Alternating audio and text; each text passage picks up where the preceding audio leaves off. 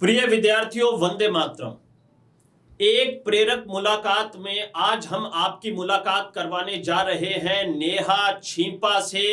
राजस्थान प्रशासनिक भर्ती परीक्षा 2018 में नेहा ने 48वां स्थान प्राप्त किया है। नेहा, आपको बहुत बहुत बधाई। आपका बहुत बहुत धन्यवाद। मैं जानकारी के लिए बता दूं कि नेहा हमारे भाटिया आश्रम जोधपुर केंद्र की विद्यार्थी हैं। अच्छा नेहा, परिवार में कौन कौन लोग हैं?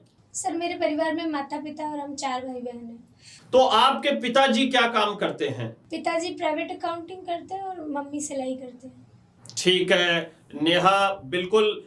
मुझे ये बताइए कि आपकी अकादमिक शिक्षा दीक्षा कहाँ से हुई? सर, प्राथमिक और माध्यमिक शिक्षा बेगू से ही हुई है। बेगू ये किस जिले में हुआ? सर, बेगू चित्तौड़गढ़ में। चित्तौड़गढ़ जिले में हुआ। लेकिन मैंने आपके बायोडेटा में पढ़ा था कि आप तो भीलवाड़ा की निवासी हैं। जी सर, हम मूलतः तो बेगू से हैं, किंतु हमारी पढ़ाई के लिए जो है पूरी फैमिली वो भीलवाड़ा शिफ्ट हो गई थी। तो भीलवाड़ा में कहाँ, लोकल ही आप रहते हैं? जी, लोकल भीलवाड़ा। तो ग्रेजुएशन आपकी कब कंप्लीट हुई? 2016 में सर। 2016 में आपकी ग्रेजुएशन कंप्लीट हुई। उसके बाद आपने मुख्य रूप से किस प्रतियोगी परीक्षा के लक्ष्य का निर्धारण करते हुए कार्य आरंभ किया? सर, वैसे तो बचपन से ही मुझे मम्मी ने कहा था कि मुझे सिविल सर्विसेज की तैयारी करनी चाहिए, वो मुझे इसके लिए प्रेरित भी करती थी। लेकिन उस समय मुझे एक जॉब की ज़्यादा ज़रूरत थी, तो तभी मैंने सेंट्रल गवर्नमेंट की स्टेनोग्राफर की जॉब के लिए तैयारी की और उसी के साथ मैंने RS 2018 वाले एग्ज़ाम के लिए भी प्रिपरेशन की। तो नेहा, 10वीं और 12वीं में आपकी क्या परसेंटेज रही? सर, 10वीं में 93 है और 12वीं में 80।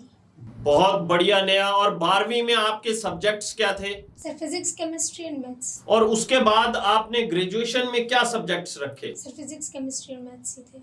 ठीक है। तो जैसे आपने स्टेनोग्राफर की तैयारी की, SSC की तैयारी की, तो आपका परीक्षा परिणाम SSC में क्या रहा?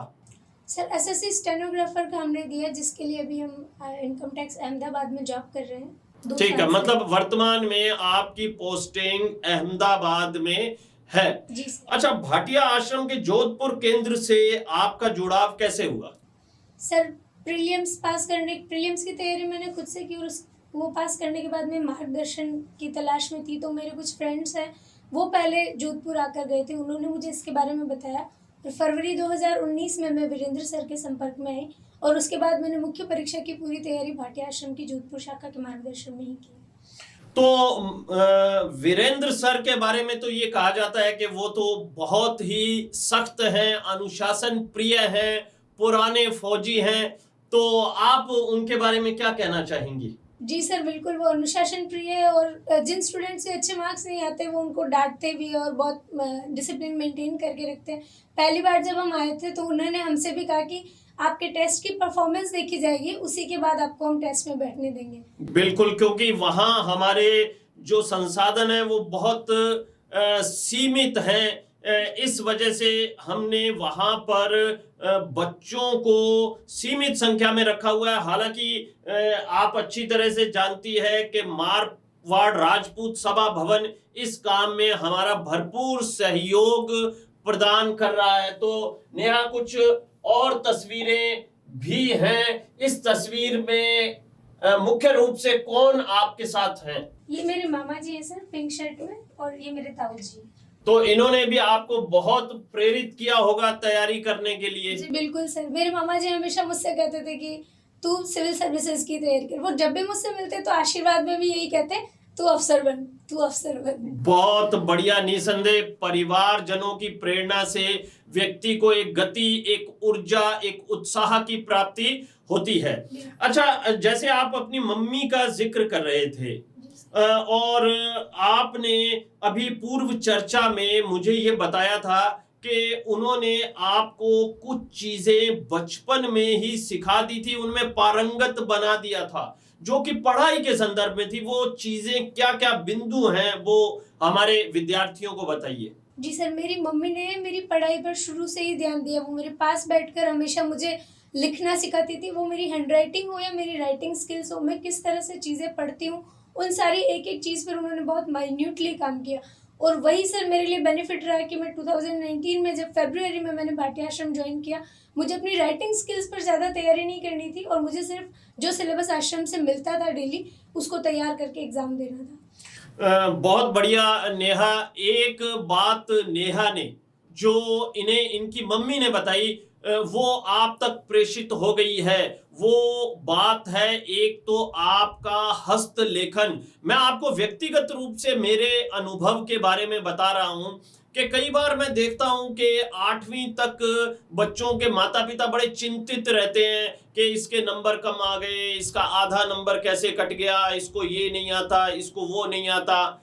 आपको बच्चे के बारे में कोई बहुत ज्यादा चिंता करने की जरूरत नहीं है। उसे स्वच्छंद छोड़ दीजिए, उसे एक प्राकृतिक तौर पर विकसित होने दीजिए, लेकिन एक बिंदु पर काम अवश्य करें और वो है उसकी हैंडराइटिंग यानी कि हस्तलेखन और उसका अभिव्यक्ति कौशल। ये दो बातें बहुत महत्वपूर्ण स्थान रखती हैं मुख्य परीक्षा में। जैसा कि हमें नेहा ने बताया, इन्हें नोट कर लीजिए, हस्तलेख और अभिव्यक्ति कौशल, आपकी शब्द शक्ति, आपकी विचार शक्ति बहुत ही महत्वपूर्ण भूमिका अदा करेंगी आपके चयन में।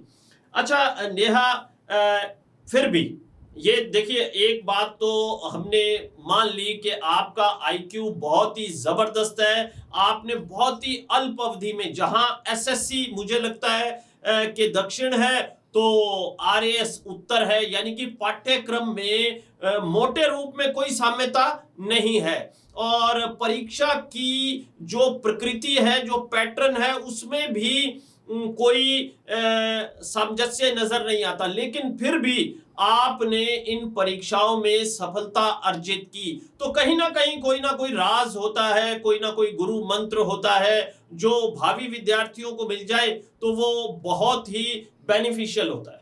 जी सर, मैं इसके लिए निरंतरता और छोटे छोटे गोल्स तय करके पढ़ाई करने को महत्वपूर्ण मानती हूँ। जैसा कि मुझे आश्रम से मार्गदर्शन मिला, हर वीकली जो टेस्ट होते थे उससे मुझे कभी सिलेबस का बर्डन नहीं लगा और छोटे छोटे टुकड़ों में मेरा पूरा सिलेबस कब तैयार हो गया उसका मुझे पता भी नहीं चला।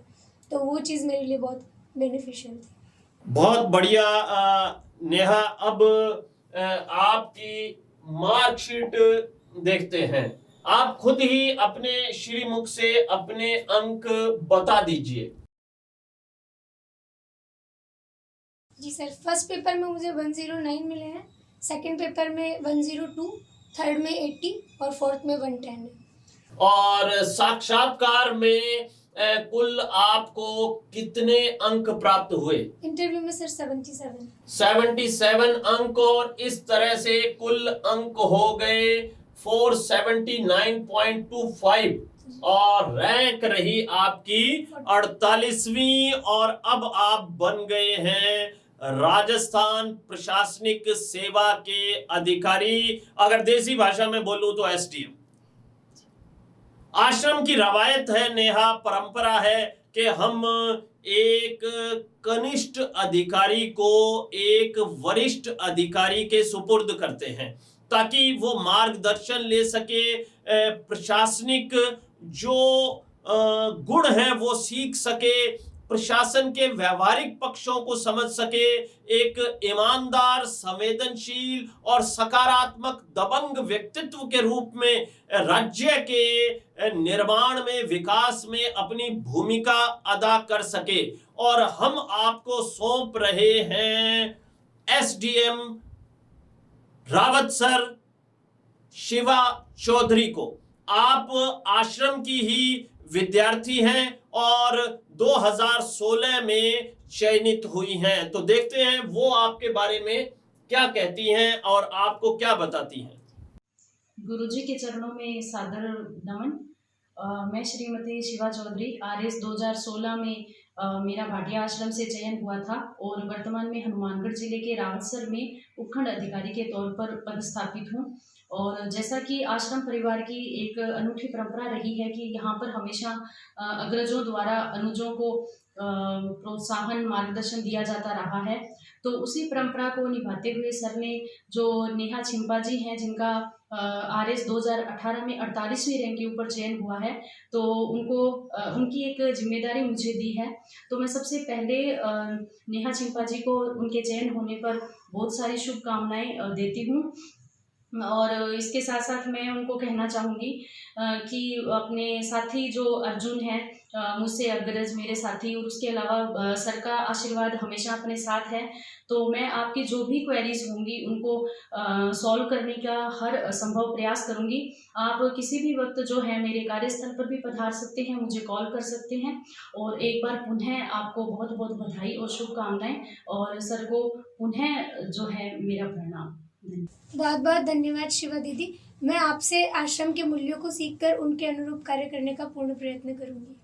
और जब भी आपको आवश्यकता पड़े किसी भी प्रकार के मार्ग निर्देशन की, तो आप इनसे संपर्क कर सकती हैं। तो नेहा, एक प्रेरक मुलाकात के अंत में आप विद्यार्थियों को कुछ कहना चाहें तो बताएं।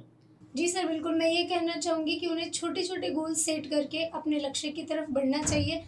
कोई भी कार्य ऐसा नहीं है जो मुमकिन नहीं है। व्यक्ति अगर ठान ले तो वो कुछ भी कर सकता है, जहाँ चाहे वहीं रहा है। अभी आप मिल रहे थे नेहा छिंपा से, जिन्होंने राजस्थान प्रशासनिक भर्ती परीक्षा 2018 में 48वां स्थान प्राप्त किया है। तो नेहा, एक बार पुनः आपको ढेर सारी बधाई, शुभकामनाएं और आशीर्वाद। Thank you very much sir. जय हिंद, जय भारत, जय राजस्थान।